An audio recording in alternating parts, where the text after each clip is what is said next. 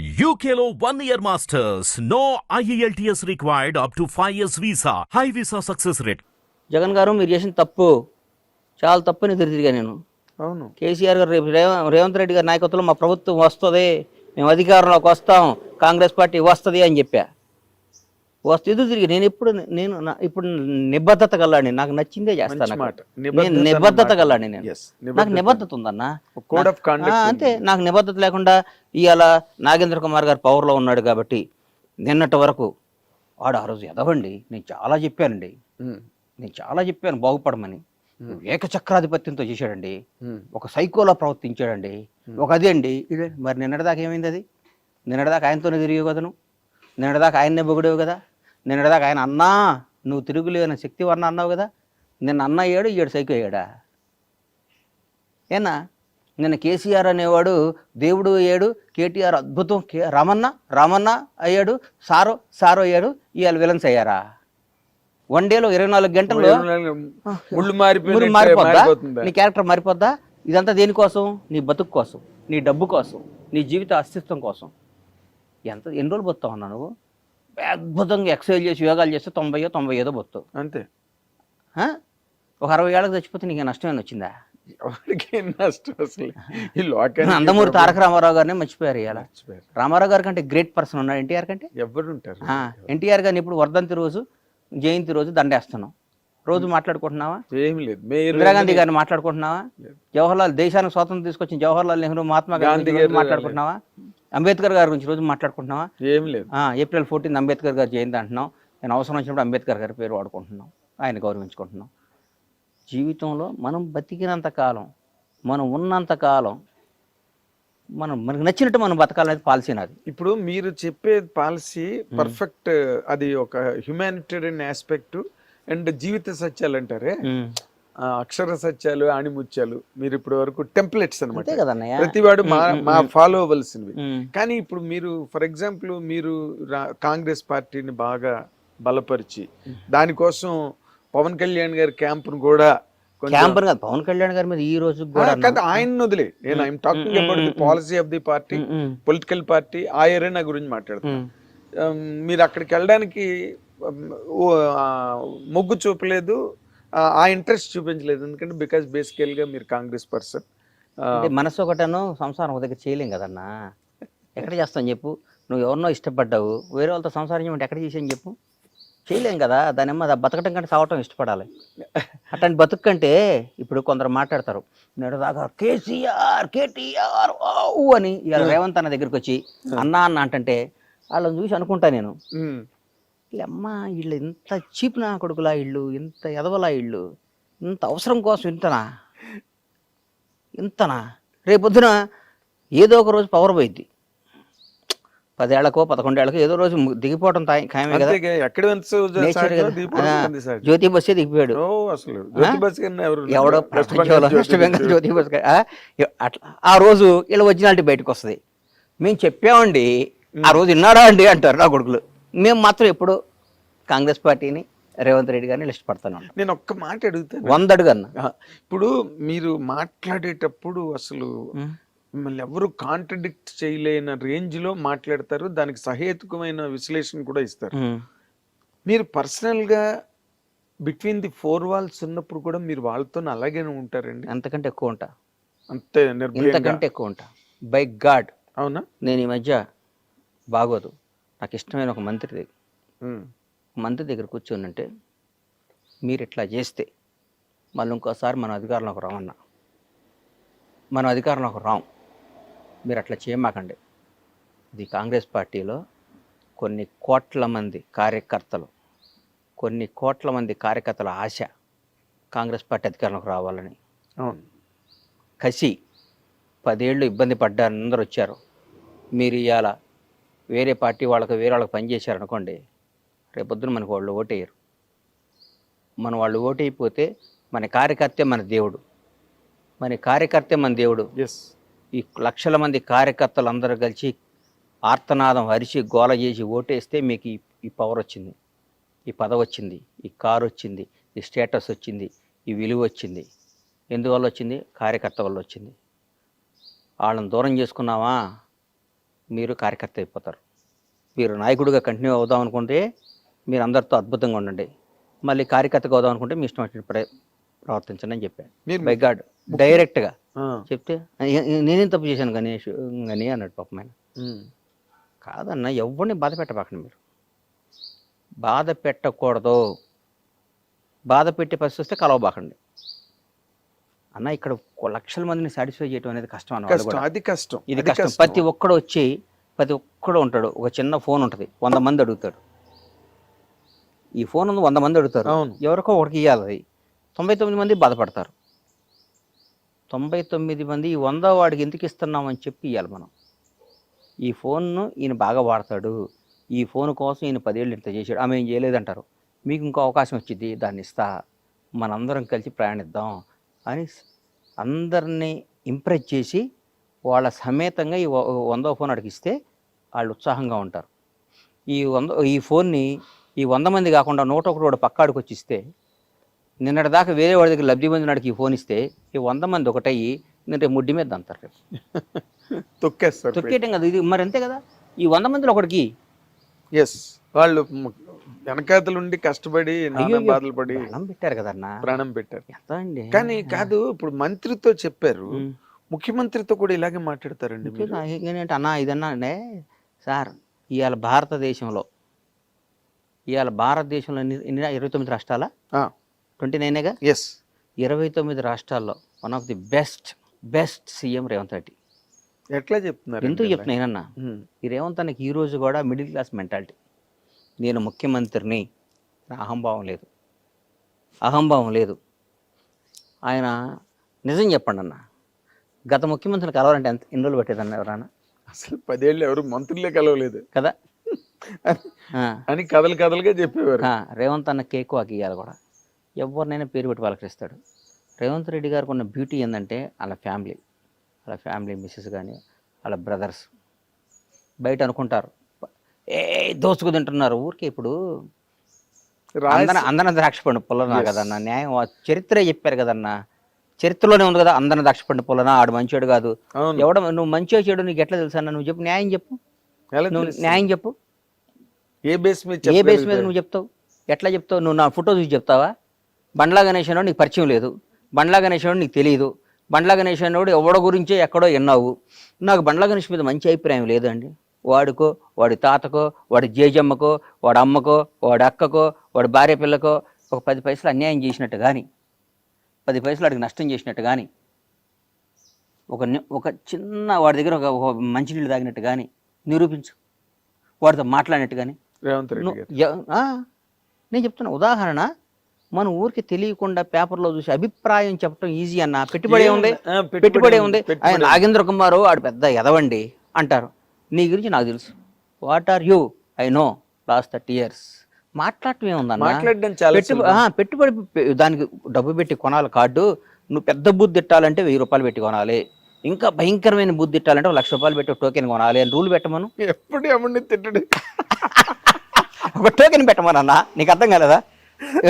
వాడిని అతి భయంకరమైన తల్లిదండ్రులు తిట్టాలంటే 1,00,000 రూపాయలు పెట్టి టోకెన్ కొనాలి, రీఛార్జ్ చేయాలి. ఫోన్ చేస్తే ఆ బూత్ వల్ల ఛార్జ్ దిగిపోద్ది, కరెంట్ మీటర్కి ఛార్జ్ చేసినట్టు చెగిపోద్ది. మనం తిట్టే బూతుల వల్ల మన బ్యాంక్ బ్యాలెన్స్ తగ్గిద్దని రూల్ పెట్టమని, కట్ అయిపోద్దని బట్టి. ఎవడన్నా తిడతాడా సార్? ఎవడన్నా పొగిడితేనే బ్యాంక్ బ్యాలెన్స్ పెరుగుతుంది, ఎవడన్నా తిట్టినా బ్యాంక్ బ్యాలెన్స్ తగ్గిపోద్ది అంటే ప్రతి ఒక్కడు. నాగేంద్ర కుమార్ గారు సాక్షాత్తు శ్రీరామచంద్రుడు వంశంలో పుట్టారండి. ఆయన నడక రాముడి కన్నా సీతాదేవిని డౌట్లో పడి మళ్ళా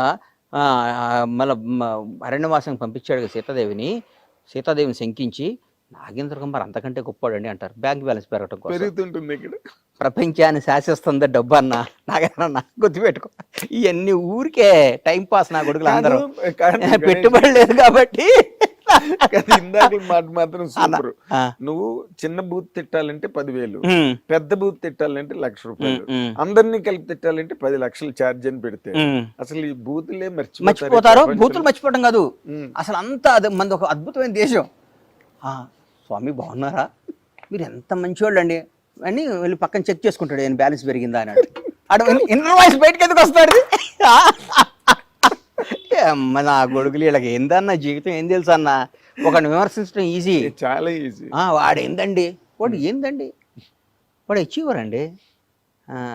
కాదండి ఇప్పుడు మీరు కాబట్టి అడగడం. అనయ్య. ఇప్పుడు చాలా ఈ లౌక్యాలు ఇవన్నీ చాలా అందరిలోని ఉన్నాయి. అందరూ ఆ అందరిలో ఉన్నాయి కాదు, ప్రతి ఒక్కళ్ళు ఉందే ఫస్ట్ లౌక్యం. లౌక్యం లౌక్యం నా మాటిను, ఆ లౌక్యం లేనాడే బండ్ల గణేష్. అదే అంటున్నా. నేను అన్నయ్య ఒకటి గుర్తుపెట్టుకోనయ్యా, నా మనసుకి ఏది నచ్చితే అది మాట్లాడతా. అవును. నా మనసుకి ఏది ఇష్టమైతే అది మాట్లాడతా. అవును. అవసరమైతే వీడు నా అనుకున్నాడు కూడా ఎదురు తిరుగుతా. గుర్తుపెట్టుకో, భవిష్యత్తులో అవి కూడా చూస్తాను.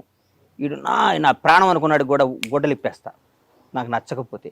నా ప్రాణం అనుకున్నాడు కూడా గొడ్డలు ఇప్పేస్తా నాకు నచ్చకపోతే. నా క్యారెక్టర్ అది. అంతేగాని మనసులో ఒకటి పెట్టుకొని, కడుపులో ఒకటి పెట్టుకొని నా ప్రాణం పోయినా చేయను, నా ప్రాణం పోయినా చేయను. నేను ఎట్లయినా బతుకుతా, ఏ స్థాయిలో పోతున్నది ఎట్లయినా బతుకుతా. నాకు ఆ నమ్మకం ఉంది. ఎవరిని యాచించకుండా నేను బతికినంతకాలం బతికే శక్తి భగవంతుడు నాకు ఇచ్చాడు. ఆత్మను చంపుకోను, మనసును చంపుకోను, మెహర్బానీ కోసమో, ఒకరిని పొగడటం కోసమో, ఒకరిని అన్నా నువ్వు సూపర్ అంటం కోసం నేను బతకను. నా కోసం, నా కుటుంబం కోసం, నాకు నచ్చిన విధంగా. లౌకిక ప్రపంచంలో ఈ వ్యవహారాలు మీరు ఎలా నడుపుతారండి? వ్యాపారాలు చేస్తున్నారు, సినిమాలు తీయబోతున్నారు, ఎలా కాదు అంటే డైరెక్ట్ గా వెళ్ళి ఇష్టం చేసి మాట్లాడేస్తే. నువ్వు తప్పు చేస్తే కూడా నేను పొగడమంటావా ఏంది? నువ్వు తప్పు చేసావన్నా, నువ్వు నచ్చలేదు, నేను నిన్ను విపరీతంగా ప్రేమించానన్నా, 4-5 సార్లు ప్రేమిస్తా అన్నావు అనుకో, 5వ సారి తీసి నోట్లో పెడతా. నీకు అర్థం కదా? నేను నా ఇచ్చిన ప్రేమ నువ్వు తీసుకోవాలి. తీసుకోకపోతే నేను దూరం, తీసుకోకపోతే వదిలే, నీ దగ్గర రాను, నీ దగ్గర నేను రానన్నా, రావడానికి ఇష్టపడను. కానీ నువ్వు నన్ను గెలకాలని ప్రయత్నించో, నన్ను ఎక్కడన్నా మాట్లాడేవు అనుకో, నేను బతకనిస్తానా అన్న? నువ్వు ఎవడైనా కానీ నిన్ను బతకనిస్తానా? అసలు ప్రశ్న లేదు. నిన్ను బతకని సంఘటనలు కూడా నాకు తెలుసు కాబట్టి బతకని నేను అయ్యో నేను ఇష్టపడి గౌరవంతో ప్రేమతో ఉంటా, అంతేగాని భయపడి మాత్రం నా ప్రాణం పోయినా ఉండను ఎవడైనా కానీ. అది నేను అంటుంది సార్. ఇప్పుడు నేను ఎందుకు మాట్లాడుతున్నానంటే, మీరు ఈ మధ్య రోజుల్లో కొంచెం లౌక్యం ప్రదర్శిస్తున్నారేమో అని అనిపించిన సందర్భాలు నాకు 1-2 ఉన్నాయి. అదేంటంటే, హైడ్రా అనేది సినిమా ఇండస్ట్రీలో ఫస్ట్ నాగార్జున గారిది అన్కన్వెన్షన్ కూల్చినప్పుడు కూడా మీరు ఏమి పెద్ద మాట్లాడినట్టుగా దాఖలాలు లేవు అన్న. ఒకటి గుర్తుపెట్టుకున్నా, బేసిక్గా చెప్తున్నా, నేను కాంగ్రెస్ కార్యకర్తని. నేను ఈ 1 year ముందు కూడా గత 10 ఏళ్ళు ప్రతిపక్షంలో ఉన్నా. మా నాయకుడికి పట్టాలు ఇచ్చాం. ఆయన ముఖ్యమంత్రి, ఒక ముఖ్యమంత్రి పదవి ఊరకే రాలా. ఆయన జీవితాన్ని, ఆయన కుటుంబాన్ని, ఆయన జీవితాన్ని పణంగా పెట్టాడు. ప్రాణాలని పణంగా పెట్టాడు. 100% రేవంత్ రెడ్డి అని ఆయన పణం పెట్టాడు. పొరపాటున చాలా మనసాక్షి ఒక మాట చెప్పాలి నీకు, పొరపాటున మేము రాలేదనుకో, ఫస్ట్ విక్టిమ్ రేవంత్ రెడ్డి గారే. 100%. ఆయన బ్రదర్స్ ఫ్యామిలీ రేవంత్ రెడ్డి గారి తర్వాత వాళ్ళ బ్రదర్ కొండలరెడ్డి వాళ్ళందరూ చెప్తున్నాం, వాళ్ళు ఒక నిబద్ధత గల మనుషులు. నేను ఒక్కోసారి వాళ్ళ బ్రదర్ని అడిగా, కొండలన్న నువ్వు మంచి పదవి తీసుకోవాలి అన్న. నాకు వాళ్ళ కుటుంబంతో నా సన్నిహితం, నాకు అట్లా చనువు సన్నిహితం బాగా దగ్గర. నాకు అన్న, నేను బతికేది నా అన్న కోసం, నా భార్య, నా కొడుకు కంటే నాకు నా అన్న ముఖ్యం, నా అన్న జీవితం ముఖ్యం. నా అన్నను ముఖ్యమంత్రిగా చూడటం నా జీవితంలో నాకు పెద్ద పదవి. నాకు ఏ పదవి వద్దు, నాకు ఏ రూపాయి వద్దు అన్నాడు. Very good. ఎందుకంటే ఆ స్టేజ్కి వెళ్ళిన తర్వాత ఏదో ఒకటి పెద్ద స్థాయి లాక్కుందాం. నేను ఎంతమందిని చూశానన్న ముఖ్యమంత్రుల్ని. నేను హైదరాబాద్కు వచ్చిన కొత్తలో రామారావు గారు అత్యంతంగా ఎలక్షన్కి వెళ్ళిపోయి ఓడిపోయారు. తర్వాత చెన్నారెడ్డి గారు, తర్వాత నిజర్మల్ జనార్దన్ రెడ్డి గారు, కోట్ల విజయభాస్కర్ రెడ్డి, అంటే నీ పక్కన యూసఫ్ కూడా ఈ సీనియర్ కానీ అందరి దగ్గర నుంచి చూసినండి కదా విజయభాస్కర్ రెడ్డి గారు. తర్వాత చంద్రబాబు, మళ్ళీ రామారావు గారు రావటం, చంద్రబాబు గారు ముఖ్యమంత్రి అవటం, తర్వాత 10 ఏళ్ళు ఆయన ఉండటం, తర్వాత రాజశేఖర రెడ్డి గారు అవటం, తర్వాత రాజశేఖర రెడ్డి గారు మళ్ళీ గెలవటం, మళ్ళీ ఆయన ఓడిపోయినాక చనిపోయినాక రోషే గారు అవటం, కిరణ్ అన్న అవటం, తర్వాత రాష్ట్రం విడిపోవటం, 10 ఏళ్ళు కేసు, ఇవన్నీ దగ్గర నుంచి ఇట్లా చూసినాండి నేను. నాకు గత 10 ఏళ్ళు నేను టీఆర్ఎస్ వాళ్ళ దగ్గరికి వెళ్ళలేదు, కానీ అంతకుముందు ప్రతి మంత్రి దగ్గరకో, ముఖ్యమంత్రి దగ్గరకో ఏదో విధంగా వెళ్తూ ఉండేవాడినే కదా నేను. నాకు తెలుసు కదా. వీళ్ళందరిలో Revanth Reddy family beautiful family అని నేను దగ్గర నుంచి నీకు చెప్తున్నా, నిజంగా చెప్తున్నా నేను. ఆయన పక్కన ఉన్నాళ్ళు ఏమైనా తప్పు చేసి ఆయన మీద ఇప్పుడు నీ దగ్గర నీ టీంలో ఎవరు తప్పు చేసినా నాగేంద్ర కుమార్ టీం అంటారు కన్నా, అవును అవును, అంటారు. That's correct. మా దగ్గర మొత్తం ఒక 800 మంది వర్క్ చేస్తారు. మా ఫామ్స్లో కానీ అన్నిట్లో 800 మంది వర్క్ చేస్తారు. 800 నుంచి 1000 మంది ఉంటారు. వాళ్ళలో ఎవరు తప్పు చేసిన బండ్ల గణేష్ పౌల్ట్రీలోనే అంటారుగా. అవును, అంతేగా, ఇంకా వర్కర్ల పేర్లు చెప్పరు కదా. అంతేగా. అక్కడ వాళ్ళు ఎవడో తప్పు చేశాను అంటే, వాళ్ళు ఎవడో తప్పు చేస్తే సీఎం గారు బ్రదరో సీఎం అంటే అది పాపం మనకి ఎట్లా వస్తుంది అని నా ఫీలింగ్ అంతే. Of course. నేను అన్నది ఏంటంటే, అలాంటి హైడ్రా లాంటి సందర్భం జరిగి మొట్టమొదటే నాగార్జున గారి తాలూకు కన్వెన్షన్ టార్గెట్ చేసి దాన్ని ఓవర్ నైట్ కూల్చేసి దానికి ఏదో ఒక నోటీసులు లేకపోతే ప్రయర్ ఇన్ఫర్మేషన్ ప్రిపరేషన్ ఏమి లేదు.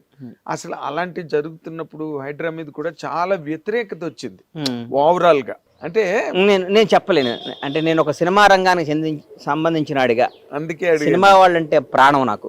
ఈ రోజు కూడా చెప్తున్నాను, నువ్వు రాజకీయం సినిమా అంటే సినిమా సూర్యుడైతే రాజకీయం అనేది నేను దానికి విలువ కట్టలేను అసలు.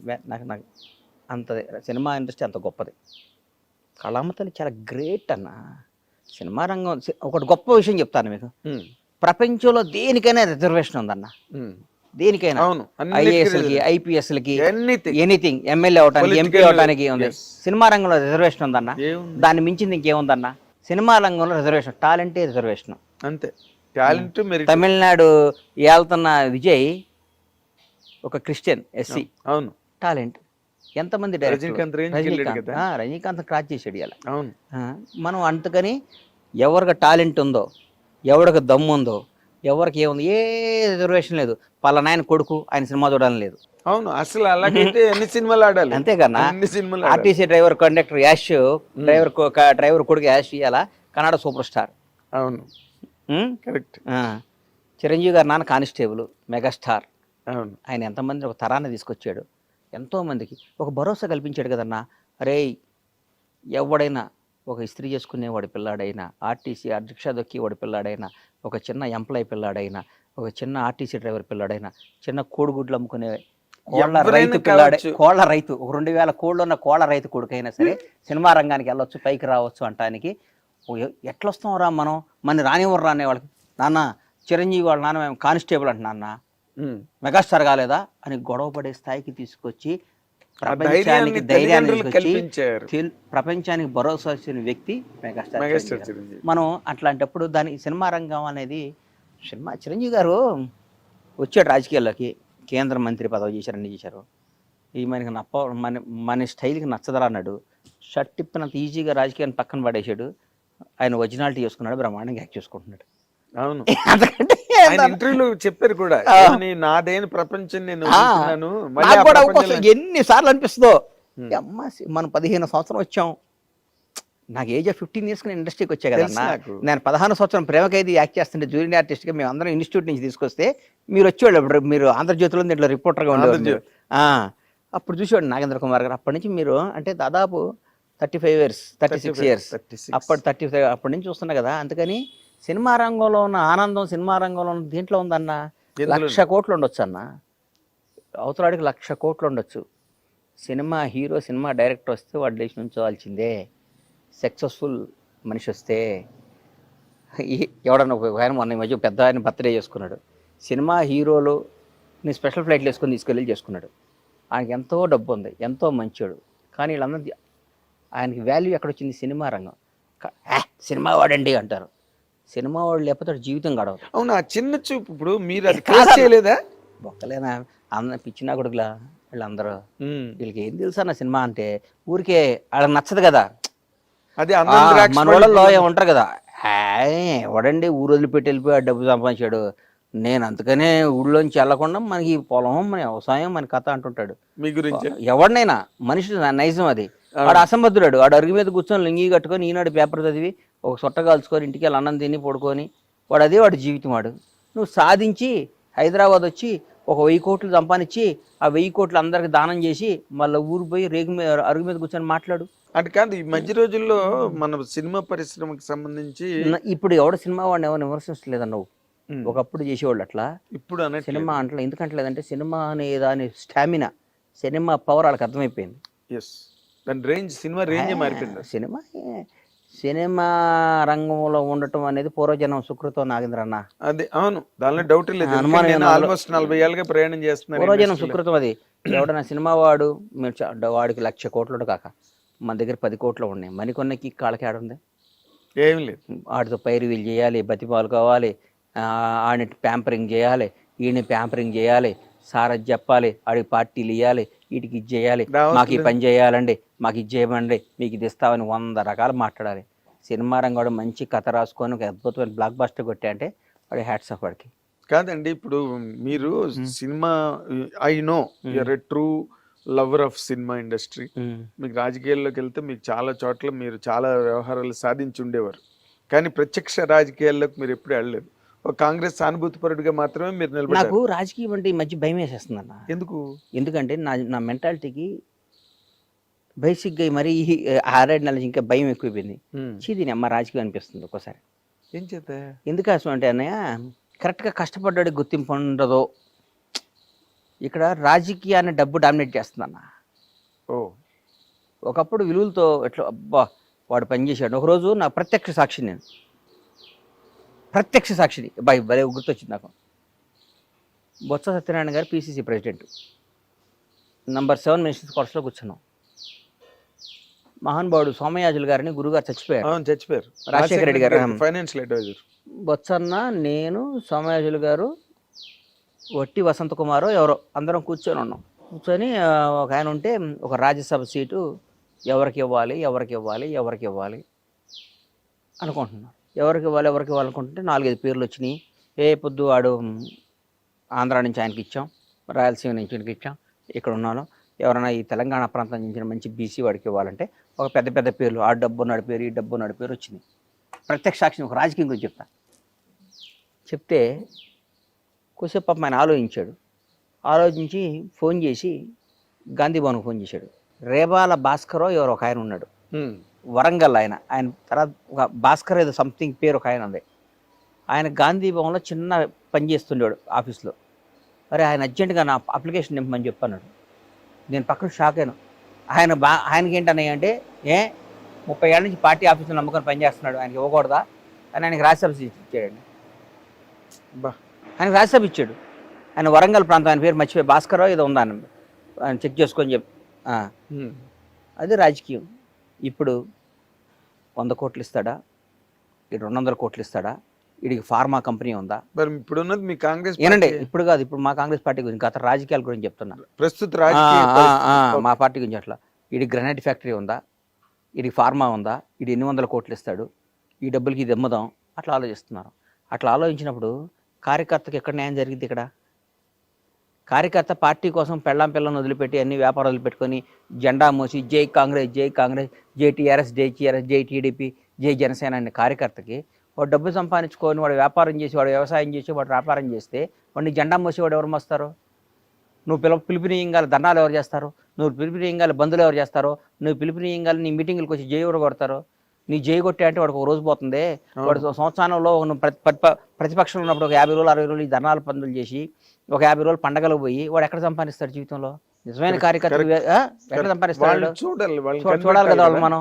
వాళ్ళని చూడకుండా వాళ్ళని ఈ గత గవర్నమెంట్లో ఈయన రియల్ ఎస్టేట్ చేసి 1000 కోట్లు సంపాదించాడు. ఆ స్కామ్ చేసి ఆ 1000 కోట్లని పార్టీ తీసుకుంటే 300 కోట్ల 400 కోట్ల డబ్బులు వస్తాయి. ఆ 400 కోట్లు మన పార్టీకి ఉపయోగపడతాయి అని ఆలోచించినప్పుడు రాజకీయం చేయడం ఎందుకన్నా? కరెక్ట్. నేనేం చెప్తున్నానంటే కార్యకర్తగా పుట్టడం తప్పు కాదు, మీరు కార్యకర్తగా చచ్చిపోవటం అంతే కదన్నా. పాపం మన కార్యకర్తగానే ఉండాలా?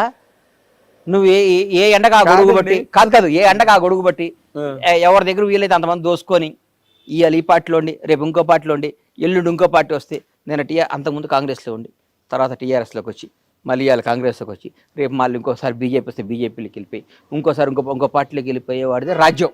అవును, అదే ఇవాళ రాజ్యం అది. అంటే ఇప్పుడు ప్రస్తుతం నేను 7th క్లాస్ చదువుతున్నప్పుడు ముగిలిగిద్ద స్కూల్లో షాద్నగర్లో ఉన్నప్పుడు బయటకు వస్తే ఇందిరాగాంధీ చచ్చిపోయింది.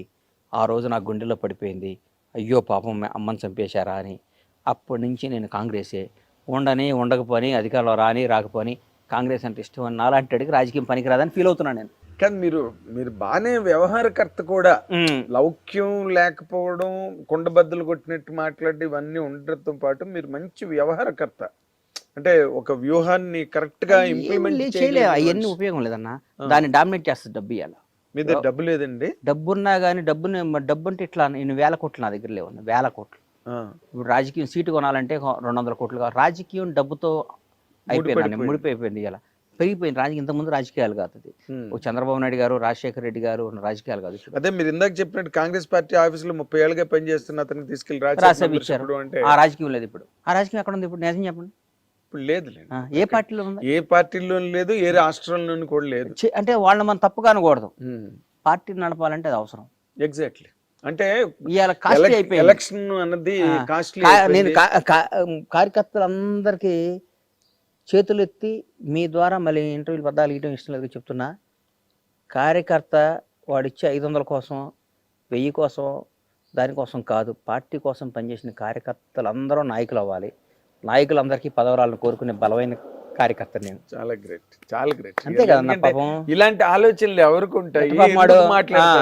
జెండా పాపం ఇలా విలేజెస్ ఉన్నారన్న. చాలా మంది చూస్తా, మా బూర్గుల షాద్నగర్ మా ఊరు చూస్తే టీఆర్ఎస్ వాళ్ళు కాంగ్రెస్ వాళ్ళు మాట్లాడుకోరు. ఇవాళ కూడా వాళ్ళిద్దరికి ఏ శత్రుత్వం ఉండదు, ఆస్తి తగాదు ఉండదు, కమ్యూనిటీ తగాదు ఉండదు, ఏ ప్రాబ్లం ఉండదు. ఆ టీఆర్ఎస్ వాడు రా అన్నట్టు చూస్తాడు, ఏంటో వీడు కాంగ్రెస్ వాడని చూస్తాడు. ఇక్కడ పగల బాగానే ఉంటారు, నైట్ ఇద్దరు కలిసి మాట్లాడుకుంటారు. అన్న నువ్వు ఈ వ్యాపారం చేయి, నేను ఈ వ్యాపారం చేస్తుంటాను. అది ఎంత ద్రోహం అండి అది. చాలా చాలా. అది ఆ పని చేసే నాయకులు ఏం చేయాలండి మనం? అంటే రైవల్ పార్టీస్ మధ్యలోనే ఇలాంటి సందులు ఉన్నాయి. రైవల్ పార్టీస్ అనుకున్నవే. నువ్వు నిన్ను గెలిపించిన కాంగ్రెస్ కార్యకర్తల మనోభావాల దెబ్బతీసి, నిన్ను గెలిపించిన కాంగ్రెస్ పార్టీ కార్యకర్తల కసిని పణంగా పెట్టి వాళ్ళని గెలిపిస్తే, నువ్వు ఇక్కడ వచ్చి టీఆర్ఎస్ వాడికో ఇంకో బీఆర్ఎస్ వాళ్ళకో ఇంకో బీజేపీ వాళ్ళకి పనిచేసి వాళ్ళతో ఫ్రెండ్షిప్ చేసి వాళ్ళతో మాట్లాడితే కార్యకర్త నువ్వు ఎట్లా ఉంటుందండి? అప్పుడే ఆత్మాహుతి దళాలు తయారవుతాయి. అంత దూరం రాణించుకోకూడదు మనం. అంతేగా, అంత దూరం రాణించుకోకూడదు. ఇప్పుడు అవతలాడు ఎందుకు బలపడ్డాడు? వాడు గతంలో అధికారంలో ఉండి వాడు అన్ని చేసుకున్నాడు కాబట్టి బలపడ్డాడు. నువ్వు ఎందుకు వీక్ అయ్యావు? గత 10 ఏళ్ళు నువ్వు అధికారం లేవు, నీవంతా పోరాటం జరిపోయింది. పోరాడేవాడి దగ్గర పైసలు ఎక్కడ ఉంటాయి అన్న? పోరాడేవాడి దగ్గర నిజం చెప్పు, 100% ఎట్లుంటాయి అన్న? వాడు బదులు లేచిన కానించి పోరాడాలి, ధర్నాకి వెళ్ళాలి, పార్టీ నదిగా పడాలి, రైలు రోకో చేయాలి, బస్సు రోకో చేయాలి. వాడు గవగా తెల్ల బట్టలు ఇస్త్రీ చేసుకొని నీట్గా వేసుకొని కాంగ్రెస్ కండవా కప్పుకొని పరిగెత్తుకుంటే జెండా కప్పుకొని అరిచే వాడి దగ్గర డబ్బు ఎక్కడ వస్తాయి? న్యాయం కదా, ధర్మం. ఏదైనా ధర్మం మాట్లాడాలి, జస్టిస్ న్యాయం మాట్లాడాలి. నువ్వు వాళ్ళు ఇంకా వాళ్ళు అట్టే మోస్తారులే ఏంటి అంటే ఎట్లా? అంటే ఇప్పుడు మీరు మాట్లాడుతున్న మాటల ద్వారా మీకు ఎక్కడో ఒక రకమైన అసంతృప్తి. అస్సలు లేదు. నాకు అసంతృప్తి అనేది నా బ్లడ్లోనే ఉండదు, నా బ్లడ్లోనే ఉండదు అసంతృప్తి. నాకేం అసంతృప్తి అన్న? నాకేమన్నా కావాలంటే లాక్కొచ్చుకుంటా పోయి. నేను సారీ, డోంట్ మిస్అండర్స్టాండ్ మీ గణేష్ గారు. అసంతృప్తి అన్నది మీకేదో కావాలి, నాకు అస్సలు మీకు దొరకట్లేదన్న యాంగిల్ కాదు నేను అంటున్నాను. నేను కార్యకర్తలందరికీ న్యాయం చేయండి నాయన. జరగట్లేదా? అరే జరుగుతుందో జరగట్లేదో నాకు నా మనసుకు వచ్చి చెప్తున్నా. జరిగితే హ్యాపీ, జరిగితే ఫస్ట్ సంతోషపడేది నేను. కాంగ్రెస్ కార్యకర్తలు అధికారికంగా హ్యాపీగా లబ్ధి పొంది తృప్తి పడితే ఫస్ట్ ఆనందించేది బండ్ల గణేష్. లబ్ధి పొందకపోతే ఇవాళ ఆంధ్రప్రదేశ్ ఉంది సార్, పక్కన ఆంధ్రప్రదేశ్ ఉంది. అవును. 5 ఏళ్ల తర్వాత చంద్రబాబు గారికి వాట్ ఈజ్ లైఫ్ అనేది తెలిసింది. అవును. చంద్రబాబు కంటే గొప్ప పొలిటీషియన్ ఇండియాలో ఎవరు ఉన్నాడా? నిజం చెప్పండి, నిజం చెప్పండి. ఎవరు లేరు. అంత సీనియర్ వెటరన్ పాలిటీషియన్. నిజం చెప్పన్నా. ఇండియాలో మొత్తం 40 ఏళ్ల రాజకీయ పరిణామాలను చూసిన తొనకడో బెనకడో. అవును. 72-73 ఏళ్ళలో జైల్లో వేసిన తొనకలా బయటకు వచ్చాడు బాంచేత్. జైల్లోంచి నేను ఎట్లా వస్తాడా అని ఎదురు చూస్తున్నాను టీవీలో. షూ వేసుకొని అమ్మ సింహంలా బయటకు వచ్చాడు. ఆ లోపల ఏ క్షణం ఏం చంపేస్తారని భయంతో కూడా. అవును. అంతకంటే గొప్ప ఎవరీ పాసిబిలిటీ ఏం జరగడానికి. ఎవరైనా ఉన్నారా? ఊరికి అడుగుతున్నా. మళ్ళీ నువ్వు ఆ గణేష్ మీ సామాజిక వర్గం నీకు అని అట్లా అనుకోకు. అలా ఎందుకు అనుకుంటా చెప్తున్నా. చెప్పినట్టు మీ సామాజిక వర్గం వాళ్ళు ఒకళ్ళు ఓటేసారు. బాగా చెప్పావు. అందుకని నాకు ఆ పార్టీ కాదు, నేను కాంగ్రెస్ పార్టీ వాడిని చెప్తున్నా. ఆయన ఈసారి వచ్చినాక గత ప్రభుత్వంలో ఉన్న ఆఫీసర్ల దగ్గర నుంచి, పనిచేసిన కార్యకర్తల దగ్గర నుంచి ఎంత బాగా చేస్తున్నాడండి. అసలు వేరే లెవెల్, నెక్స్ట్ ఇట్లాంటి ఎంత బాగా చేస్తున్నాడు పని. అవును. బికాస్ ఆఫ్ అందరూ అంటున్నారు మీ సార్ కాదు, చంద్రబాబు గారు కాదు, లోకేష్ కూడా అంటున్నారు. ఏదో ఒకటి వాళ్ళ టీమేగా. మొత్తం టీం ఇందాక అన్నట్టుగా పేరు చంద్రబాబు నాయుడు గారిదే కదా, ఉమ్. వాళ్ళు మంచి సలహా ఇస్తే వాళ్ళు ఆయన చూడండి తీసుకుంటారు. మంచి ఫట ఫట ఫట ఫట చైర్మన్ వేసేసుకున్నాడు.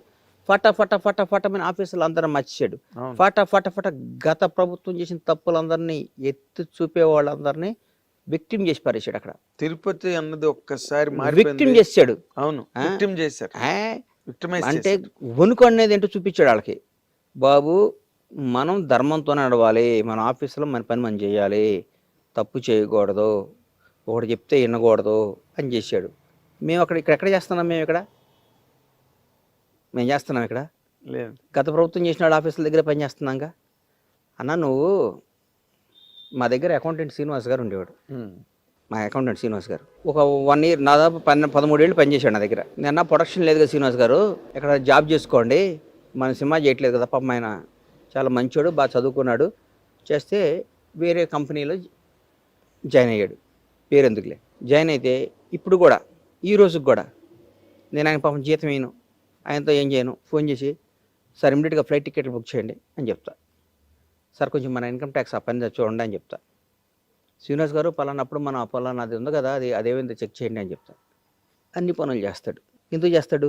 నా దగ్గర 13 ఏళ్ళు పనిచేసాడు అన్న ప్రేమ ఉంటుందిగా. ప్రేమ ఉంటుంది, 100% ఉంటుంది.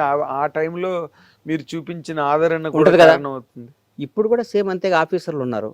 10 ఏళ్ళు టీఆర్ఎస్ బీఆర్ఎస్ గవర్నమెంట్లో పనిచేశారు. ఆ మంత్రి మాజీ మంత్రి ఉండొచ్చు, ఫోన్ చేసి నాగేంద్ర కుమార్ గారు పలానా బండ్ల గణేష్ని పంపిస్తున్నా, కొద్దిగా వీలైతే హెల్ప్ చేయండి అంటే, నువ్వు చేస్తావు చేయవన్నా, చేస్తారు. అది రాకూడదు అంట నేను. అది ఎట్లా జరుగుద్ది? మరి దానిలోని మీరు అది ఎట్లా జరుగుద్ది? అది జరగకూడదు కదా. జరగకూడదు. మాకు జరగాలి, కాంగ్రెస్ కార్యకర్తలు జరగాలి, కాంగ్రెస్ పార్టీ వాళ్ళకి జరగాలి. ప్రతి ఒక్క లబ్ధి మంచి చెడు కాంగ్రెస్ కార్యకర్తలకే జరగాలని కోరుకుంటాను నేను. అవును, 10 ఏళ్ళు పోరాటం చేశారు కదా మీరు. మాకు జరగకుండా నువ్వు వాళ్ళ ఆఫీసర్లు తప్పే ఉంది, ఆఫీసర్లు తప్పే ఉంది సార్. నువ్వు ఆఫీసర్కి నువ్వు గతంలో ఆ పదవిని ఉంచకూడదు. నువ్వు ఇప్పుడు చంద్రబాబు నాయుడు గారు ఎలాగైతే ప్రక్షాళన చేసి ఉండాలి, ఉండకూడదు. ఎందుకు? మార్చారో, వాళ్ళు లేకపోతే ఎవరో చేయలేరండి అని ఒక ఆయన పొరపాటున ఆయన చచ్చిపోతే రాష్ట్రం ఆగిపోయిద్దా? ఎలా అయిపోద్ది? రాజశేఖర రెడ్డి గారు లాంటి మహానుభావుడు చనిపోతేనే రాష్ట్రం ఆగలే. ఆంధ్ర తెలంగాణ విడిపోద్ది అనుకున్నారా? విడిపోతే 2 రాష్ట్రాలు లేవు, ఎవరు పని చేసుకోవట్లే. రేపు ఇంకో 5 ముక్కలైనా ఎవడు చేయడు. ఎందుకు మరి కేసీఆర్ పుట్టినవాడు చచ్చిపోక తప్పదు, చచ్చిపోయినాడు మళ్ళీ పుట్టక తప్పదు, ధర్మవుతున్నావు. ఇప్పుడు కేసీఆర్ గారు నువ్వు బతకటం అనేది ఎట్లా బతుకు నువ్వు. ఇప్పుడు ఒకటి ఉన్నావు అన్న, నువ్వు జర్నలిస్ట్గా ఉన్నావు, జర్నలిస్ట్ మానేస్తే ఒక దగ్గర పిఎస్గా ఉంటావు, ఇంకో దగ్గర ఆఫీస్లో పనిచేస్తావు. కానీ నేను జర్నలిస్ట్గా మానేశాను కాబట్టి బతకను ఆత్మహత్య చేసుకుంటావు. ఎవ్వడు చేసుకుంటావు, గుర్తుపెట్టు. ఒక్క రోజు బాధపడతావు, 2 రోజులు పని చేసుకుంటావు. అవును, ఆ ఒక్క రోజు కూడా బాధపడు, ఇంకో పని చేసుకుంటా. అంతేగాని నేను అంటున్నది అది. మరి ఎందుకు మీకు కాంగ్రెస్ పార్టీకి సంబంధించి ఆ రకమైన సమూలకమైన మార్పులు ఎందుకు రావట్లేదు? దాని మీద ఎందుకు కాన్సన్ట్రేషన్ జరగట్లేదండి? చేస్తారేమో పెద్దలు, ఇప్పుడిప్పుడే బయటకు చేస్తారేమో, మరి అది నాకు అర్థం కావట్లేదు. అది వాళ్ళ ఇష్టం. వాళ్ళ ఇష్టం. ఇప్పుడు అన్న మంచి అమ్మాయిని ఇచ్చి కాపురం చేయమని ఇచ్చారు. 10 ఏళ్ళు దగాపడ్డ ఈ రాష్ట్రాన్ని అన్ని అయిపోయిన వాళ్ళకి అరే అద్భుతంగా చేయండి అని మన చేతికి ఇచ్చారు. బాగా చేసామనుకో సంసారం కంటిన్యూ అవుద్ది. మన కాపురం సరిగ్గా చేయలేదు అనుకో మన పెళ్ళాం మనం వదిలిపెట్టి వెళ్ళిపోతాం. అధికారం కూడా అంతే అన్న, అంతేగా. దివ్యధర పెద్ద మాస్టర్ సైన్స్ ఏముంది? మనం బాగా చేస్తే ఇంకో 5 ఏళ్ళు వేస్తారు, ఇంకా అద్భుతంగా చేస్తే ఇంకో 5 ఏళ్ళు వేస్తారు, చేయలేదనుకో 5 ఏళ్ళకి పంపించేస్తారు. 5 ఏళ్ళ వరకు ఆగుతుందంటారా? 5 ఏళ్ళు రేవంత్ రెడ్డి అనేవాడు ముఖ్యమంత్రి, దాంట్లో డౌట్ లేదు. అంతేనా? అంటే మధ్య వినిపించే మాట్లాడాలమ్మా, ఇవన్నీ వేస్ట్ అన్న. మిడ్ టర్మ్ వస్తుంది.